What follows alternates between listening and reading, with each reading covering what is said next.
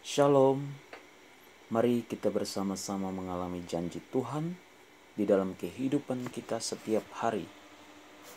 2 Tawarik pasal 9 ayat 1 sampai 31.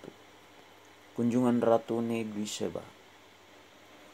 Ketika Ratu Negeri Sheba mendengar kabar tentang Salomo, maka dengan pasukan pengiring yang sangat besar dan dengan unta-unta yang membawa rempah-rempah, banyak emas dan batu permata yang mahal-mahal, datanglah ia ke Yerusalem hendak menguji Salomo dengan teka-teki. Setelah ia sampai kepada Salomo, dipercakapkannyalah segala yang ada dalam hatinya dengan dia. Dan Salomo menjawab segala pertanyaan ratu itu. Bagi Salomo tidak ada yang tersembunyi, yang tidak dapat dijawabnya untuk ratu itu.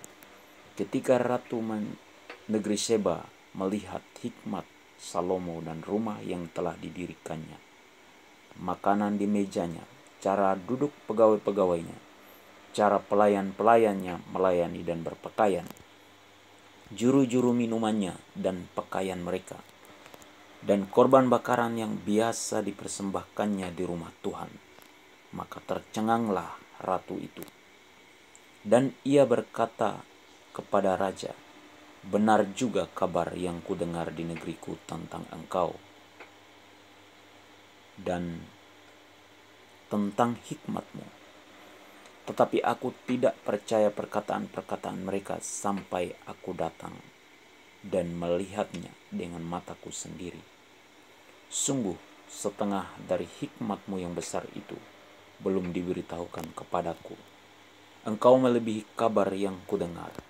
Berbahagialah orang-orangmu dan berbahagialah para pegawaimu ini yang selalu melayani engkau dan menyaksikan hikmatmu. Terpujilah Tuhan Allahmu yang telah berkenan kepadamu sedemikian, hingga ia mendudukkan engkau di atas tahtanya sebagai raja untuk Tuhan Allahmu. Karena Allahmu mengasihi orang Israel, maka ia menetapkan mereka untuk selama-lamanya dan menjadikan engkau raja atas mereka untuk melakukan keadilan dan kebenaran." Lalu diberikan kepada raja 120 talenta emas dan sangat banyak rempah-rempah dan batu permata yang mahal-mahal. Tidak pernah ada lagi rempah-rempah seperti yang diberikan Ratu Negeri Sheba kepada Raja Salomo itu. Lagi pula hamba-hamba Huram dan hamba-hamba Salomo yang membawa emas dari Ofir, membawa juga kayu cendana dan batu permata yang mahal-mahal.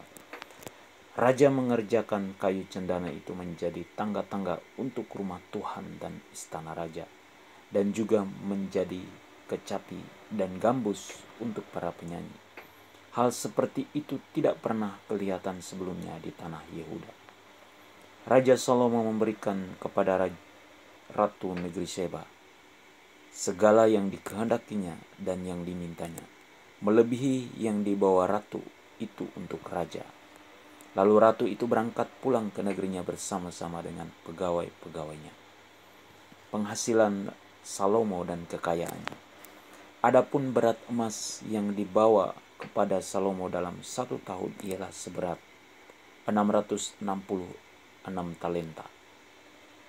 Belum terhitung yang dibawa oleh saudagar-saudagar dan pedagang-pedagang, juga semua raja Arab dan bupati-bupati di negeri itu membawa emas dan perak kepada Salomo. Raja Salomo membuat 200 perisai besar dari emas tempaan. 600 sikal emas tempaan dipakainya untuk setiap perisai besar. Ia membuat juga 300 perisai kecil dari emas tempaan. 300 sikal emas dipakainya untuk setiap perisai kecil. Lalu raja menaruh semuanya itu dalam gedung hutan Libanon. Juga raja membuat tahta besar dari gading yang disalutnya dengan emas murni.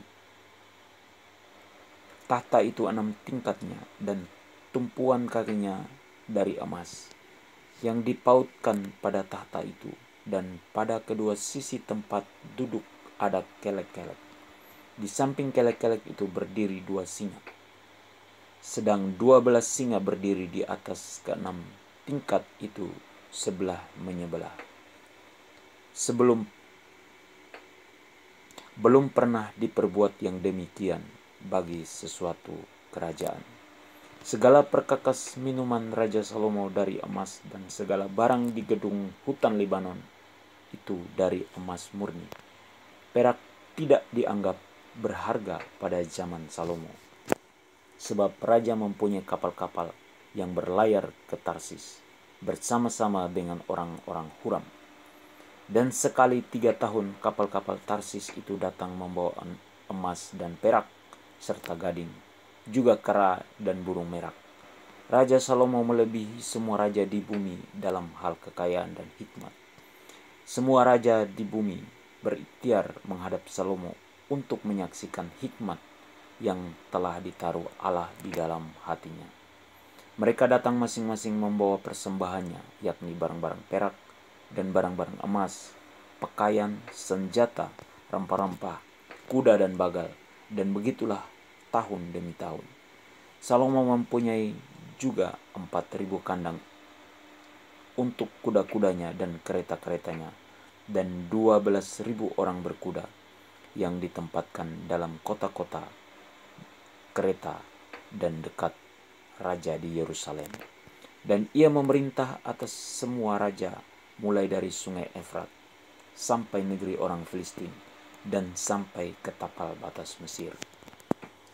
Raja membuat banyaknya perak di Yerusalem sama seperti batu, dan banyaknya pohon kayu ara sama seperti pohon ara yang tumbuh di daerah bukit. Kuda untuk Salomo didatangkan dari Misraim dan dari segala negeri. Salomo mati.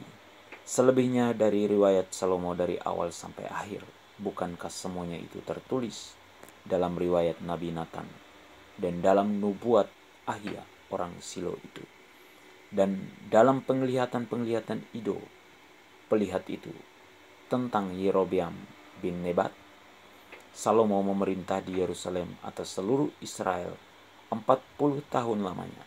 Kemudian Salomo mendapat perhentian bersama-sama dengan nenek moyangnya, dan ia dikuburkan di kota Daud ayahnya. Maka Rehabeam anaknya menjadi raja menggantikan dia. Perintah dari Tuhan, yaitu kita harus memasyurkan nama Tuhan kepada segala bangsa, kepada orang-orang yang tidak percaya, dengan segala perbuatan kita, yaitu dengan melakukan hal-hal kebenaran.